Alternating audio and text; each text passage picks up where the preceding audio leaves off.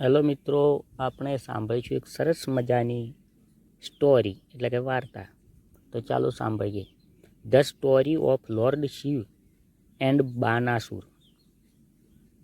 એટલે કે ભગવાન શિવ અને બાણાસુરની વાર્તા. સરસ મજાની વાર્તા છે મિત્રો,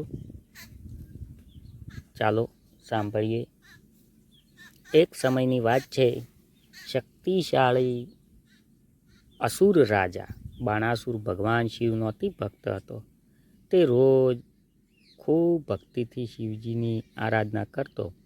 તેની ભક્તિ જોઈને શિવજી પ્રસન્ન થયા અને તેને આશીર્વાદ આપ્યા કે, હે બાણાસુર, હું તારા દરવાજે તારા રક્ષણ માટે હંમેશા રહું. બાણાસુર ખૂબ આનંદિત થયો. જેમ સમય જતાં તે ગર્વીલો બન્યો. તેની એક સુંદર પુત્રી હતી, ઉષા. એક દિવસ ઉષાએ સ્વપ્નમાં એક સુંદર યુવાનને જોયો અને તેનાથી પ્રેમ થઈ ગયો. તે યુવાન કોઈ સામાન્ય ન હતો, તે અનિરુદ્ધ હતો, જે શ્રી કૃષ્ણનો પૌત્ર હતો, પિતૃમ્નનો પુત્ર, પ્રદ્યુમ્નનો પુત્ર. ઉષાએ તેની સખી ચિત્રલેખાને વાત કરી. ચિત્રલેખા પાસે યોગ શક્તિ હતી. તેણે ધ્યાનમાં જોયું કે ઉષાએ જે યુવાનને સપનામાં જોયો તે અનિરુદ્ધ છે. ચિત્રલેખાએ યોગ્ય બળથી અનિરુદ્ધને દ્વારકા પરથી ઉષાના મહેલમાં લાવી દીધો. બંને મળ્યા અને પ્રેમમાં પડી ગયા. યુદ્ધ. બાણાસુર અને શ્રી કૃષ્ણ. જ્યારે બાણાસુરને ખબર પડી કે તેની પુત્રી એક અજાણ્યા યુવાન સાથે છે, તેને ગુસ્સો આવ્યો.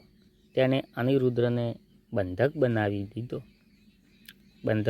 લીધો. શ્રી કૃષ્ણને આ વાત જાણ થઈ અને તેમણે અનિરુદ્ધને છોડાવવા બાણાસુર પર ચઢાઈ કરી. બાણાસુર પાસે 2,500 હાથી હતા અને ભગવાન શિવ પોતે તેની તરફથી યુદ્ધમાં આવ્યા, કારણ કે તેઓ બાણાસુરને આપેલા વચન રાખવા ઈચ્છતા હતા. માટે એક તરફ શ્રી કૃષ્ણ, બીજી તરફ ભગવાન શિવ.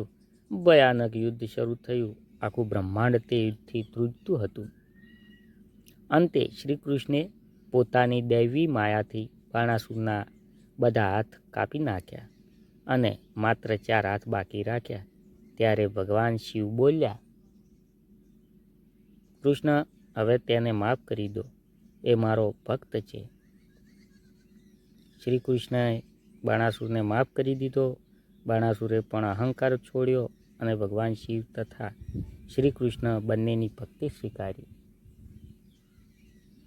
વાર્તાનો ઉપદેશ છે, તો ચાલો સાંભળીએ. સરસ મજાનો. અહંકાર ભલે ભક્તિથી જોડાયેલો હોય, તે અંતે વિનાશ જ લાવે છે. સાચો ભક્ત તે જ છે જે નમ્રતા રાખે અને ધર્મનો માર્ગે ચાલે. તો જય શિવશંકર, જય ભોળેનાથ. વિડીયો ગમે તો મિત્રો લાઈક કરો, શેર કરો અને સબસ્ક્રાઈબ કરો. જય શિવશંકર. ઓમ નમઃ શિવાય. હર હર મહાદેવ. જય શ્રી રામ.